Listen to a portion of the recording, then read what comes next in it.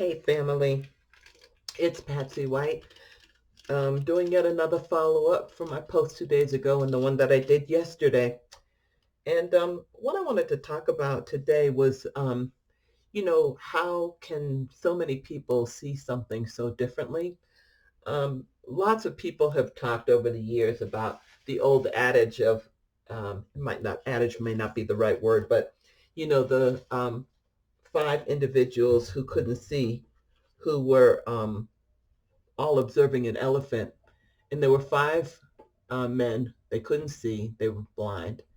One was on an elephant's leg. The other was on an elephant's trunk. Another was feeling his tusk. Another was feeling his ear. Another, God bless him, was feeling his tail. I think I might have gotten up to five, but you get the idea.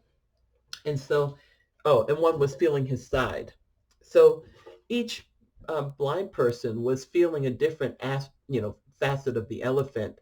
And they were all feeling the elephant, and they were all feeling something that was so completely different. So when it came to actually describing that elephant, they actually had completely different descriptions.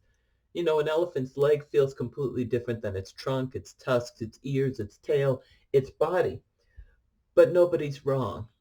It's just that nobody has the whole picture. And so one of the things that I thought was really important to say today is that um, because the murder of George Floyd was so, you couldn't deny that for someone who was being, detained for a possible forgery, or excuse me for not knowing, it was something having to do with money in a grocery store. So, $20. So, the fact that there's such extreme reaction means that, there's so much presupposition about the character and nature of the person who is being detained.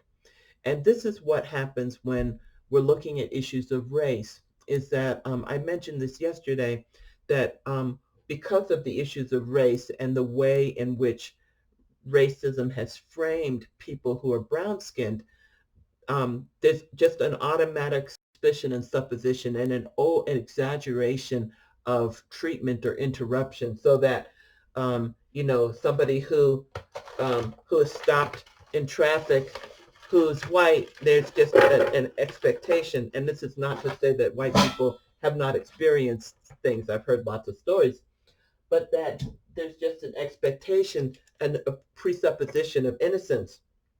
And so, whereas it's the opposite for many of us, who are black. And I also have to say, too, that there's so many pieces that come into play about this. Um, when I was in my 20s and 30s, being pulled over by the police was a very terrifying thing. The more gray hair came in, the less presumption that I was doing something wrong, you know. So most of my pullovers, I don't know how many times I've been pulled over. I really don't. I lost track. But most of them were when I was younger. And so as a gray hair person, and I wear my gray hair proudly, I get a different set of, you know, expectations about me. So the other thing I want to say is that, so compassion. So when we love somebody, when we see them, when we can really see their humanity, we want to do what we can to ease any suffering and pain. And so I know that when I have said or done something that offended someone who I loved, it really bothered me. And God is not a God of guilt. Guilt does not come from God. So bothered mean I just really did not want to do anything to cause them pain. You really didn't. And so the question is my defensiveness. When I was younger and somebody corrected me, I felt defensive because I felt like they were criticizing me. Well, no, they were correcting me. I was doing wrong, and it needed correction.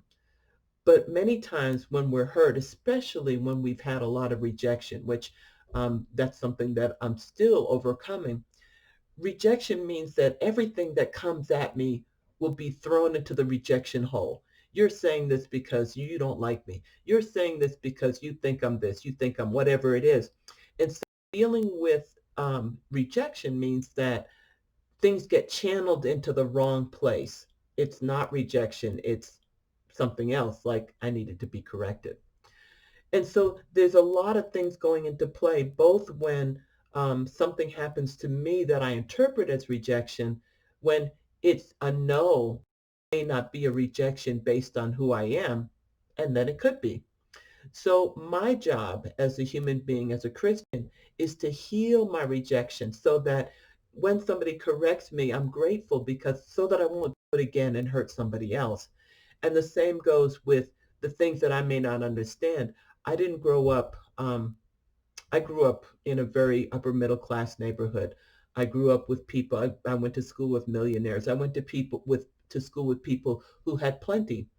So what that means is when I'm around people who were raised poor, there are things that I say that could come across as pretty offensive. And, it's just the things that we do and we don't know that we're hurting people. So my role is to continue to get over my rejection so that I can hear something from someone and take correction, so I don't say something that is offensive to somebody who grew up without enough resource. So I don't say something to somebody who has a different ability in their body, that I'm saying something thoughtless. So the same goes for process of understanding that George Floyd's murder captured something that was irrefutable. And because many other things are refuted, no, it was this. Well, maybe he had drugs in his body. It's like, well, there's plenty of people who have had drugs in their bodies, the OxyContin crisis, the methamphetamines, all those things. There's this compassion for a certain group of people because of their drug use. Um, and so there's compassion and a need for treatment.